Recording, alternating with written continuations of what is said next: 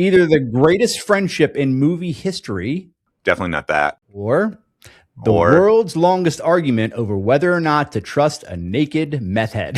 You don't have any friends. I will take it!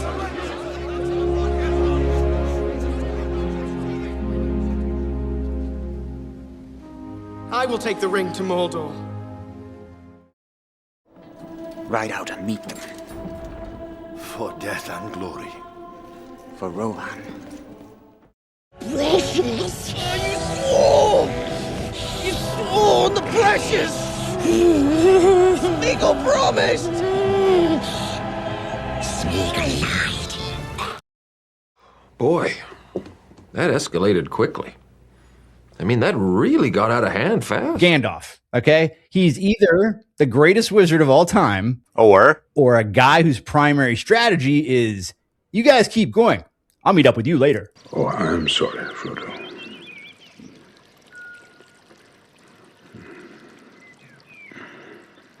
I was delayed. when you frame it like that, Look to the west on the third day. I'll be there.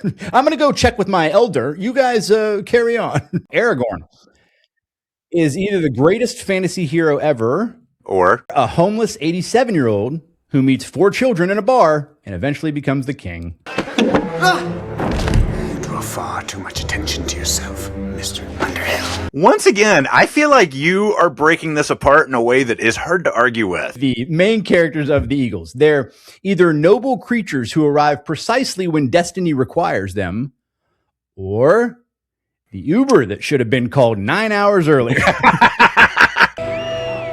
Eagles are coming! The Lord of the Rings trilogy is either the greatest cinematic fantasy achievement of all time, Or proof that with enough New Zealand scenery, dramatic music, and British accents, we'll watch anything. and that is why it's not a classic, because that statement is true. My argument about why this movie really is not a classic has more to do with the source material than it does anything. There is no more boring language in the universe in the first paragraph of any of J.R.R. Tolkien's novels. And whoever likes them, they must think salt on their food is like the most expressive way to eat a taco. Here's another gripe that I have with it. Okay. For a classic, there are too many characters in this thing. Too many backstories to follow. The ring became the actual plot. Became secondary. I don't even know if it became secondary. I kind of forgot about it. At various times through the first 2 movies, at least, I was like, oh yeah, they are returning a ring. That is right. It became dodecahedrondary. That's a made-up word. Who was made up? Is it too many to follow? I think it's Peter Jackson doing a masterful job of trying to keep track of way too many things. And keeping in mind, he left out characters. How could you leave out characters in 9 hours or 11 hours of storytelling? What character did you leave out? There's too much happening that Tolkien would take 35 pages to explicate, and Peter Jackson has like 3 seconds of screen time to try and explain it without being obvious. Like if I'm sitting there and I get up to go get some corn dogs and come back, I've missed like 3 important plot details because every scene is crammed with something that's happening. I don't think when this came out in theaters, they were doing corn dogs yet. I think it was still just popcorn. And without using the internet or Reddit or AI, this was a think piece for me. I love the trilogy. And I don't just think it's a classic. I love it. I'm entertained by it. It's just a cool set of 3 movies to me. I like Fellowship, where you get to know everybody. You know why Fellowship is bearable? Because it ends. The Well, second one kind of ends, and the third one is still in production. All right, let me go on for a second about what I like about it. It's Tell me what classic you like about it. because it's spectacular without sacrificing humanity. That was one of the things that I came Oh, up that's a with. good line, man. Thank you. Yeah. And it was like, usually most movies this big or trilogies this big, they become about the war scene. You know, Braveheart, becomes about them fighting. Gladiator becomes about the gladiator scenes. Somehow this is bigger than that, and it's more intimate still. Like it's still a good story. Like there's still storylines. It's like the movie starts with a hobbit worried about leaving his comfortable little home, right? And 10 hours later, entire civilizations are fighting for existence. It's like, but I still want to see, like, does Sam love Frodo?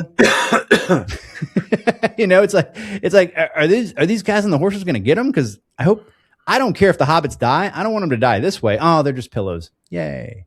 Because I'm still like, I was worried about the hobbits, like, because they do a great job of making them actually seem like very vulnerable, because they are very vulnerable beings. Yeah, like, well, in a land full of bad guys and good guys who are a bunch of gladiators and a bunch of monsters, you got hobbits. Well, you got hobbits, and the thing that Peter Jones did really well was... Did you say Peter Jones? What was his name? Peter Jackson. I think it's still his name.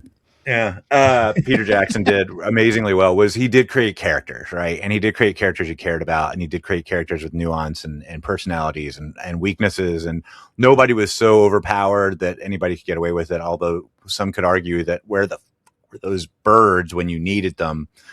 And why didn't they take the birds? I mean, I know this is just another cliche argument, but why didn't they just take all the birds all the way? You got Sam and Frodo who are hiding with Gollum to not only get in to Mordor, they're going back door. Okay. Now that comes across as a pun when you're talking about Sam and Frodo. You took it away from me before I had a chance to say anything. They're sneaking in, and I think you've got this huge. So the bad guy is this huge eye, right?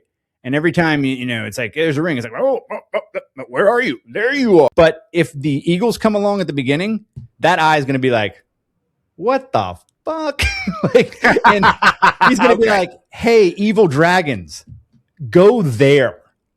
Kill them. What you're saying is basically Sauron is basically just a big radar. I have to think about it because I get Sauron and Saruman confused. You can't make it Bill and Ted. Excellent!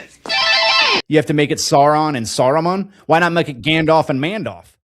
So let me go through my points that I kind of have at the top of my head. All right. First of all, let's just bring this out up front. We know, everybody, the trilogy's 3 films remain extraordinarily highly rated on Rotten Tomatoes. It's like 91, 94, and 93. That's cool. That doesn't make the world go round. Now, Return of the King, 11 for 11 on Oscars. Tough to argue with, which at the time I think was like number 1 or number 2 in movie history. It still might be. It still might be. And I think it's kind of one of those things where it's like, when's the last time you saw a fantasy or sci-fi movie get nominated for an Oscar? That then was it. So here we go. First thing I like is the world. Middle Earth feels like it's lived in. It's kind of like Star Wars. Like, it doesn't feel like they went to New Zealand. It feels like they filmed it in Middle Earth. They did film it in Middle Earth. New Zealand is Middle Earth. Like, it's a very easy stand-in. Where the hobbits live in the Shire there, it felt like a Shire. It felt like a real place. It felt credible. Like Rohan felt ancient. So there's that. Characters, which you talked about already, they're memorable. I think Peter Jackson's best job of bringing this to life is he ends everybody's character arc. This could have easily been 8 characters where you go, what the fuck happened to him? Right. And then there's the craft itself of movie making, I would say. Practical filmmaking and CGI worked together on this one better than most movies because it was too soon for CGI to do everything they wanted. So they just kind of used it for backgrounds and stuff. I don't think that's because Peter Jackson and the producers of Lord of the Rings were the greatest ever. I think that's just the timing of when they made the film. The technical nature of the films is, in my opinion, your easiest pathway. From a strictly movie-making classical standpoint. Yeah, like it's hard to argue with the fact that they made a brilliant film and they brought a world to life that had only been imagined, and they did it credibly. Sincerity. Okay, so there's absolutely no embarrassment about this thing being fantasy, and here's what I mean by that. This is what I love about it. You ever see The Muppets Christmas Carol? Yeah. Michael Caine plays Scrooge, Victorian actor amongst Muppets. Penny for this song, Governor?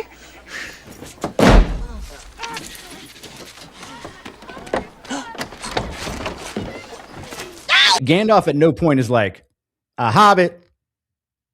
Come on, man. He doesn't even have a sword, and I got magic and swords instead. Like at no point do they go, this is silly. Because it is silly. Like everything is silly that's happening.